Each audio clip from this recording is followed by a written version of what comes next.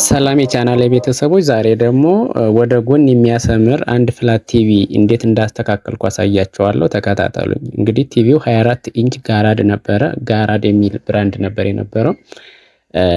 እሱን ፈትቼ ሳየው ከቲኮን ቦርዱ ወይም ከኤልቪዲኤስ ኬብል ወደ ቲኮን ቦርዱ የሚወስደው መስመር ስር እዛ ጋር ያለው ቮልቴጅ ቀንሶ አገኘሁት። ምክንያቱ ደግሞ ካፑ እዛ ስር ያለው ካፕ ፈንድቶ ስለነበረ ነው። እሱን ካፕ ወይም ካፓሲተር ነቅዬ የተበላሸውን ካፓሲተር አንስቼ በራሱ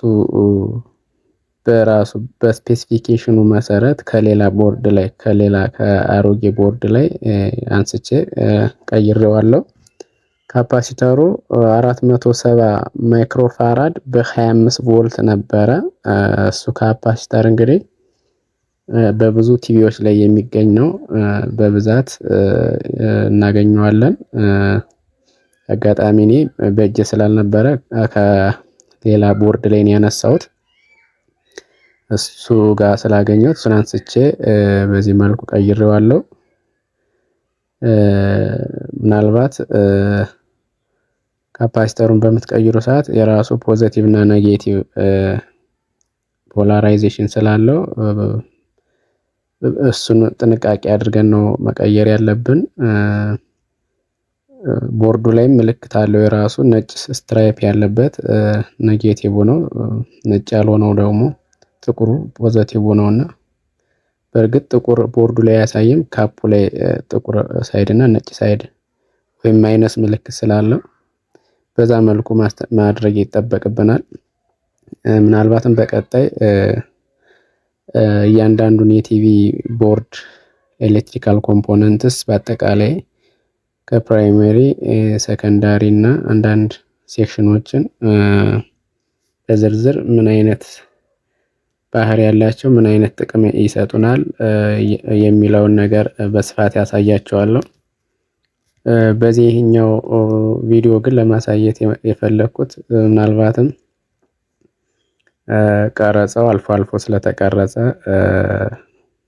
አንድ ቲቪ ሆሪዞንታል መስመር ሲያወጣብን በብዛት የተለመደው መስመር ካወጣ ወይ ስክሪን ተመቶ ነው ወይ ደግሞ ከቲኮን ቦርዱ ላይ የተበላሸ ነገር ሲኖር ነው ወይም ደግሞ ሌላ አይነት ችግር ነው የምንገምተውና የዛሬው ለኔ እስካሁን ከሰራዋቸው ወይም ካጋጠሙ የቲቪ ችግሮች ያልገመትኩት ነው የሆነ። ይሄውም ከቲኮን ወደ ቲኮን ቦርዱ እንግዲህ ቲኮን ቦርድ ወደ ስክሪን ምስል የሚያደርስ ነውና ከሱ ጋር የተገናኘ ነው። እርግጥ ያ ካፕ ነው ፈንድቶ ያገኘሁት። እሱን ቀይሬ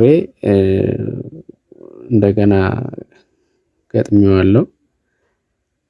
የተነቀሉትን ኬብሎች መልሼ በዚህ መልኩ አስገባለሁ። ፓወር ኬብል እንደዚህ ገጠምኩ ወይም አስገባሁት። ስፒከሮችንም በአግባቡ መርሳት የለብንም። ስፒከር እንግዲህ በግራና በቀኝ ሁለት ስፒከሮች ናቸው ያሉት። የአብዛኛው ቲቪ ወይም ቲቪ እንዳጠቃላይ ሌፍት እና ራይት ስፒከር አለው። ፖርቶቹ ለየብቻም አንድ ላይም ሊሆኑ ይችላሉ። እዚህ ጋር ያለው አንድ ፖርት ነው ያለው። ሌፍቱም ራይቱም አንድ ላይ ነው የተሰካው። ሌላው ኪውንም መርሳት የለብንም። ኪው እንግዲህ ብዙ አንድ ላይ እነዚህ ሜኒው ፓወሩን እንደዚህ ሶርስ የምንመርጥበትን ቮሊዩም የምንጨምርበትን የምንቀንስበትን ያለ ሪሞት የምንጠቀምበትን የያዘልን ነው ኪ ያልኩት። ይኸው እየሰካሁት ነው። ይህንንም በአግባቡ እንሰካዋለን። ይህን ከሰካን በኋላ እንግዲህ ወደ ነበረበት መልሰን መግጠም ነው የሚሆነው። ገጠምኩት። ቼክ ሳደርገው እንግዲህ በሚገባ ነው የሰራው። በቀላሉ ነው የሰራሁት።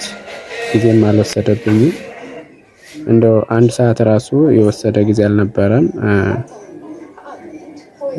ኬዙ ቀለል ያለ ነበር። እንደዚህ አይነትና መሰል ችግሮች ከገጠሟችሁ በቴሌግራም ገጼ ላይ ጥያቄ መጠየቅና ማሰራት ትችላላችሁ። ወይም ደግሞ ግልጽ መሆን ያለበት ጥያቄ ካላችሁ መጠየቅ ትችላላችሁ። ኮሜንት ሴክሽን ላይ መጠየቅ ትችላላችሁ። ሌላው ከዚህ የተሻለ ቪዲዮ እንድሰራላችሁ እናንተ ሰብስክራይብ በማድረግ እንድታግዙ ጠይቃለሁ። አመሰግናለሁ።